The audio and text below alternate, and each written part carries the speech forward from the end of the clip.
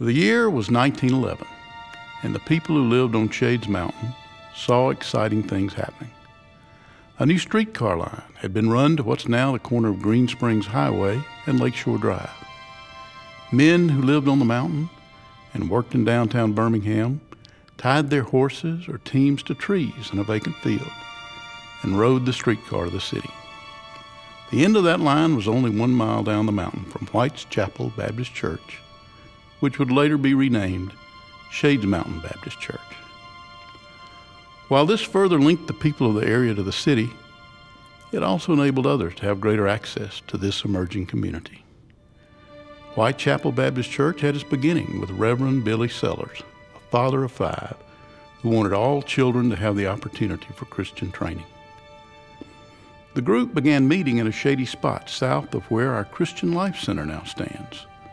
But through Reverend Sellers' dogged persistence, they were soon able to use the new schoolhouse on Montgomery Highway. Reverend Sellers, a farmer and ordained Baptist minister, would be the first of many individuals with a vision to help propel Shades Mountain Baptist Church through generations of ministry and service. His God-given dreams culminated with the official formation of White's Chapel in 1911. Traveling circuit pastors filled the pulpit. They were paid with fresh vegetables and occasionally a chicken. The families on the mountain were large. The school and the church were the centers of their social life.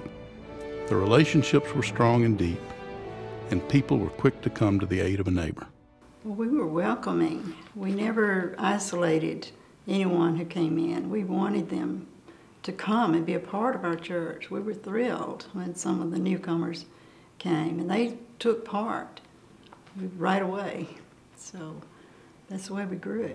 In 1922, Reverend J.T. Screws was called as minister. By 1924, he and the congregation of White's Chapel felt that God was giving them a vision to construct a building on this mountain. And so they bought this land for $500, which was more than the church's entire income for 1 year. It was tough and took great faith, but they felt God was leading them, so they pursued that dream. The men and women of the church worked and sacrificed, and 2 years later, a new building was planted at the peak of the mountain. On Valentine's Day 1926, the church met for the first time in what we would later call Miller's Chapel. That was also the day that it became officially known as Shades Mountain Baptist Church. Pastors Screws and J.C. Miller led Shades Mountain through the 30s and the 40s. Together, they were Christians who had dreams about where this church would go and the people it would reach. One member recalls the visionary words of Reverend Miller. And he very frequently said, someday this little church is going to be the lighthouse of the mountain. In 1951, the church called a young man fresh out of seminary to be its pastor, Dr. Hugh Chambliss. I suppose one of the things that really caused me to really be interested in this church was the fact that there was such a tremendous opportunity here. But we had a lot of people beginning to move into this area. And so there was tremendous opportunity. Those early days were terribly enjoyable days for us. They had such a challenge, such an excitement for us. As I think about the people who were members of this church in its early years, at least in my tenure here as pastor, the people made a lot of sacrifices to get this building going and to get the church going in order that it might become what it is today. Financially, they were sacrificial. In retrospect, when Dr. Chambliss arrived, we didn't have a lot of buildings. What we had were wonderful people with strong personal relationships. The warmth and compassion was evident, and the bonds formed from simply experiencing life together through God's grace served as a platform for the future. What I remember is the motto was a church with a warm heart and a friendly spirit where you're never a stranger. Like the community around it, the church continued to grow. It continued to reach people for Christ. To me, if you go to my church, you're kin to me. You know, you're family if you go to church with me. As it entered the 60s, Dr. Carl Geers was called to become pastor. At that time, growth in the church was exploding, and according to Ms. Gears, required larger facilities and tremendous faith. The very next month, we decided to build a new sanctuary. I just didn't see how they could do it with as few, but we did. And some of the people didn't want to seat an auditorium that would seat this many. They thought that 850 would be plenty, but my preacher was not going to stop with that. He said it'd either be 1,350 or 1,500, and that's exactly what they built. Then, too, some of the people said, well, we don't need to put in air conditioning now because we just don't have that much money. Dr. Gears answered that right quick. He said, well, if we don't put in air conditioning, I couldn't believe he'd say it, but he did. We don't put in air conditioning, we won't put in heat either. And that ended that discussion in a hurry. Shades Mountain Baptist Church stepped out on faith once again.